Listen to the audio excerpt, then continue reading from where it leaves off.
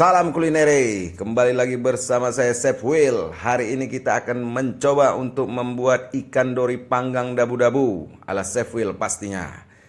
Berikut adalah beberapa bahan yang akan saya tampilkan. Ini adalah ikan dori sebanyak 7 kilo. Kenapa 7 kilo Chef? Karena hari ini kita mau memasak untuk 100 pack. Jadi untuk 100 pack kita butuh ikan dori itu sebanyak 7 kilo. Dan ini adalah bumbu halus yang akan kita pakai untuk merendam ikan dan memanggangnya. Teman-teman boleh baca, kalau seandainya kecepatan tulisannya, teman-teman boleh slow mo atau ya di screenshot lah atau tuliskanlah di buku ya. Pandai-pandailah membacanya. Nah, ini bawang putih dan bawang merah. Berikut juga ada daun jeruk, kita akan blender halus ini semuanya. Terus cabai merah. Nah, ini cabai merahnya dicuci dulu semuanya ya. Terus jahe. Nah, ini serai. Serainya ini kita potong-potong dulu. Serai jangan besar-besar, sepanjang-panjang itu masukkan ke blender. Nanti dia nggak bakalan halus. Dia nanti hasilnya akan panjang-panjang. Jadi potong dulu halus-halus kayak gini. Oke, lihat ya.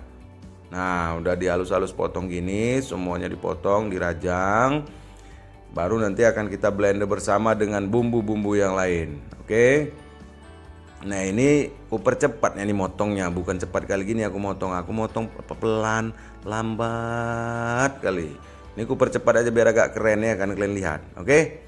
Nah, ini setelah ini dipotong-potong, nggak usah dicuci lagi ya, langsung aja masukkan. Terus sisa serainya nih tadi jangan dibuang ya, ini bisa dipakai untuk bahan lain. Nah, serai yang udah kita potong-potong dan rajang tadi halus, masukkan ke dalam blender, satukan sama semua bahan yang tadi.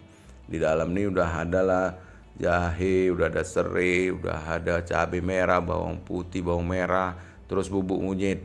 Kalau tak ada bubuk kunyit, pakai kunyit biasa boleh, Chef? Boleh, silahkan. Ini aku pakai air sebanyak 1 liter ya. Air sebanyak 1 liter. Kita blender halus, sangat halus, tapi tak usah disaring. Biarkan aja gini blender, ikutkan blender. Kalau tak ada blender di rumah saya, kunyahkan, habis itu muntahkan, masukkan ke dalam bumbu. Terserah lah, mau digiling halus pakai batu pun boleh, yang penting giling halus lah. Nah, berikut ini adalah hasilnya. Ini kan belum begitu halus nih. Nah, itu kan masih nampak lagi serat-seratnya, masih nampak lagi biji-biji cabenya kan. Karena belum begitu halus, jadi terpaksa kita blender ulang lagi. Ya kan, karena ini butuh memang dia itu semuanya harus benar-benar halus ya. Nah, ini udah biji-biji cabai udah pecah-pecah tuh, tak ada yang bulat-bulat lagi kan, udah bisa lah nih. Baru kita pindahkan ke wadah, ke whisking bowl atau baskom atau apalah terserah. Yang pasti pindahkan ke wadah yang besar untuk memuat nanti ikan-ikan itu semuanya. Oke. Nah, ini yang bumbu-bumbu ini tadi boleh langsung kalian kasih rasa, atau kalau aku pakai tepung premix ya, pakai tepung premix nih kan udah ada di situ rasa-rasanya semuanya. Jadi aku pakai 500 gram, terus pakai minyak goreng 50 ml sama 1 butir telur ayam.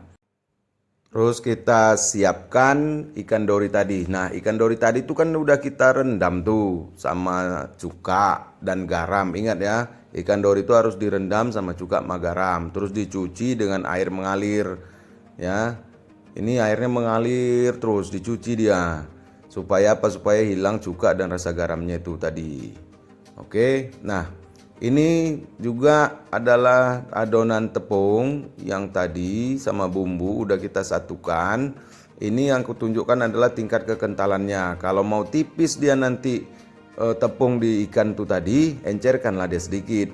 Kalau mau tebal, bolehlah kentalkan sedikit. Kalau aku ini standar, dia nggak tebal nggak tipis, jadi ini sedang-sedang aja. Beginilah kira-kira kondisinya. Oke, nah ini kita biarkan sebentar.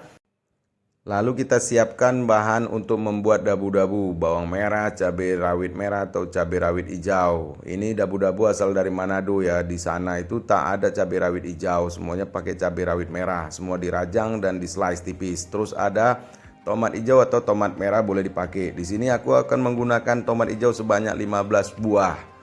Jadi kalau tak ada tomat hijau saya gantilah tomat merah. Kalau tak ada tomat merah, ya udahlah tak usah buat sambal dabu-dabu ya kan.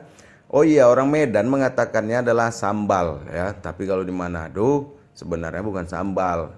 Mereka itu menyebutkan kalau dabu-dabu itu ya inilah dia cocolan itu. Kalau udah sambal tuh rada rica lah tuh, dibilang cabe ya. Nah, tomat-tomat itu semua tadi, ini kita buang bijinya. Ya, jadi biji tak dipakai untuk membuat dabu-dabu nih. Kalau nanti ada kombinasi, ada yang memakai daun jeruk, ada yang memakai daun kemangi untuk buat dabu-dabu nih. Ada juga pula yang memakai serai-serai dihaluskan, terserah. Tapi ini aku belajar langsung dari orang Manadonya, langsung belajar dari tukang masak Manado yang orang-orang di sana namanya Chef Biron. Itu dia mengatakan tak pakailah yang namanya biji tomat. Jadi daging tomatnya aja. Setelah dibuang bijinya, ini kita potong dadu-dadu ya. Kita potong dadu-dadu. Jadi tomat-tomat ini tadi sebelum dipotong dicuci dulu. Karena kalau udah dadu-dadu gini dipotong nanti susah kita mencucinya. Nah, seperti itulah bentuknya kira-kira. Oke. Nah, di sini aku akan bagikan tips bagaimana cara membelah tomat yang bagus. Ini tak ada hubungan dengan membuat dabu-dabu ya. Jadi ini aku kasih tahu tuh kan tomat tuh kan ada garis tengahnya kan, kelihatan kan. Nah, ini aku akan potong melintang. Kalau tomat ini dipotong melintang seperti ini, berarti nanti dia bijinya itu akan terlihat di pinggiran. Jadi kalau kawan-kawan membuat garnish, potong melintang. Nah, perhatikan kalau dia seandainya kita ngikut garis, dia itu akan terlihat pelurnya itu, atau bisa dibilang daging tengahnya itu akan ada di pinggiran potongan. Jadi kalau mau motong tomat itu, lihat dulu tomatnya supaya gampang buang bijinya. Lihat tomatnya, potong melintang dari arah garis. Oke. Jangan pula kalian memotong tuh seperti gini. Ini kan tengok, ini kan ada garis tuh yang melintang kayak gini kan. Nah, kalau seandainya dipotong ikut garis itu,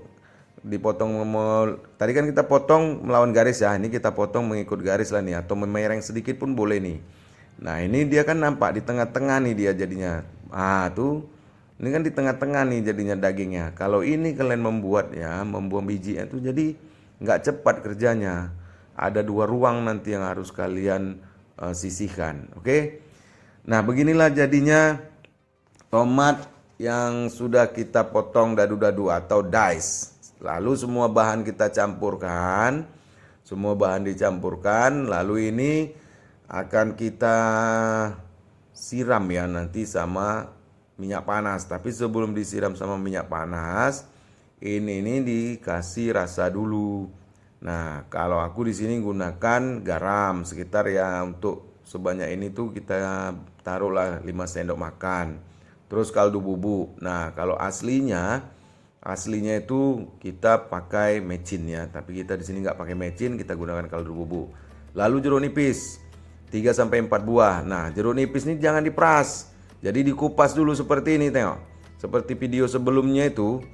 Ini dikupas, diambil dagingnya aja ya. Diambil dagingnya, baru nanti bijinya dibuang. Kenapa Chef nggak diperas saja, dipotong-potong terus diperas? Boleh, silahkan. Ini aku tak biasa memeras seperti itu. Karena kalau yang kurasa, kalau jeruk nipis di slice terus diperas, nanti ada rasa pahitnya lah jeruk nipis tuh. Karena ikut terpotong bijinya. Jadi karena ini mau kita makan fresh, mau kita makan mentah, nggak dimasak kan. Ini jadinya nih aku potong, aku ambilin dagingnya, terus bijinya aku sisihkan. Memang agak lama lah pula menyisihkan ini. Tapi kalau kalian udah biasa melakukannya, aduh gampang. Yang penting adalah hasilnya maksimal. Dan ini harus konsisten. Seperti di awal video tadi, semuanya harus konsisten. Jangan hari ini kalian ambil daging, besok kalian peras kalau mau cepat. Tak ada cerita. Sekali bikin resep, terapkan terus sampai akhir hayat. Begitulah kira-kira. Nah, ini udah bersih ya. Jadi tak ada biji-biji lagi. Jadi dagingnya itu tadi kan, yang tadi seperti jeruk biasa tuh, itu diremas-remas. Terus dicampurkanlah ke sambal. Campurkan ke sambal. Ini kita aduk pelan-pelan ya. Ini kita setelah campur di sambal nih kita aduk pelan-pelan. Maksudnya itu supaya merata dia semuanya. Jadi jeruk tuh tadi merata semua ke semua bahan. Semua bahan sayur-sayuran apabila digabungkan dengan garam, maka secara otomatis akan mengeluarkan air. Nah, ini kalau ditunggu sebentar, kalian lihat ini dasarnya ini nanti akan keluar ada airnya tuh. Kenapa seperti itu, Chef? Memang seperti itulah kalau sudah garam bertemu dengan sayuran. ya, karena di garam itu ada yodiumnya. Tapi kalau tak ada yodium macam mana saya keluar juga, tapi tak banyak airnya. Oke, jeruk nipis ini tadi sekitar 3 atau 4 ya. Jadi dirasa lah. Kalau udah mana tahu pula kalian dapat pula jeruk nipis yang asam kali, 3 aja pakai. Jadi taruh dulu 3. Rasa kalau udah cukup asamnya, udah cukup lah tuh. Nah, terus kita siapkan wajan. Ini seperti grill martabak ya, dengan api di bawah. Ini suhunya sekitar bolehlah ini sekitar 110 sampai 120 derajat, jangan terlalu panas. Nah, ini ikan tadi yang udah kita siram dengan air mengalir, terus kita tiriskan, kita keringkan karena nanti mau kita campur ke dalam bumbu yang udah kita adon tadi. Masukkan ikan itu semua. Tapi kalau mau sedikit-sedikit boleh. Tapi kalau aku nih, karena ini mau cepat, untuk 100 pack mau kita bikin untuk makan siang ini aku masukkan semuanya karena mau kita panggang.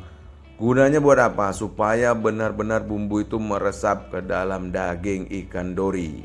Oke? Nah, kita aduk-aduk pelan-pelan ya. Setelah ini udah kita aduk, lalu kita panggang. Jangan lupa panggangan disiram dengan minyak ataupun mentega. Tapi dengan menggunakan kalau tak ada panggangan seperti ini, pakai teflon boleh Chef? Boleh. Kalau seandainya ya adonan kalian udah terlanjur asin, jangan gunakan mentega, pakai minyak saja ya. Tapi kalau dia masih sedang rasa adonannya, bolehlah pakai mentega. Mentega lebih maknyus rasanya. Tapi tengok-tengok pula merek menteganya. Oke? Nah, yang udah matang kita balik. Jadi seperti ini, kalian kan baru ngelihat ini kan, manggang ikan pakai tepung kan. Nah, inilah dia nih. Selama ini kalau kita manggang ikan kan cuman bumbu aja, tak ada tepung-tepung. Nah, ini dia pakai tepung. Tapi tepungnya tepung premix, bukan tepung abal-abal. Tepung premix yang kita buat sendiri adonannya. Oke. Nah, ini kita balik semuanya sampai warnanya sekitar brown lah ya. Artinya udah cukup matang itu ikan, baru dibalik. Jangan pernah membolak-balik ikan kalau ikannya belum matang di bagian satu sisi, karena ikannya nanti bisa hancur. Ya, pastikan dulu satu sisi itu udah matang, udah mulai dia berubah warna brown, baru dibalik. Paham ya? Nah, lalu untuk dabu-dabu tadi kita siapkan minyak panas dan kita siram seperti ini. Lihat, minyaknya betul-betul panas nih, mungkin sekitar 280 derajat. Oke. Minyak panas terus kita siram ke dalam bahan-bahan untuk membuat dabu-dabunya. Ini aduk rata. Jadi setelah siram aduk, lalu siram lagi. Jangan sekali banyak menyiramnya ya. Jadi secentong siram, lalu aduk. Setelah aduk siram lagi. Lihat itu kan sekali siram mendidih dia semuanya. Fungsinya untuk apa ini saya disiram? Memang ini resepnya disiram pakai minyak panas. Kalau kurasa kalau dimasak dabu-dabu ini tak enak dia. Jadi memang mentah dia disiram pakai minyak panas. Lalu ikan yang udah kita panggang tadi kita susun ke dalam serving dish dan kita taburi di toppingnya itu menggunakan dabu-dabu. Ingat ya, kalau mau pakai daun jeruk, mau pakai daun kemangi, ada yang mau pakai itu silahkan. Silahkan kombinasi dan kreasikan dabu-dabu kalian.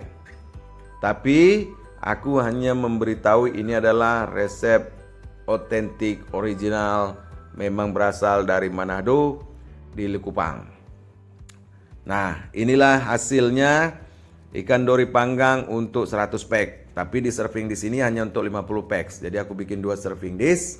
Yang satu akan ditampilkan nanti dan satu lagi akan menjadi spare. Oke, teman-teman semuanya. Terima kasih telah menonton. Mohon share, like dan komen. This is it, ikan panggang dabu-dabu.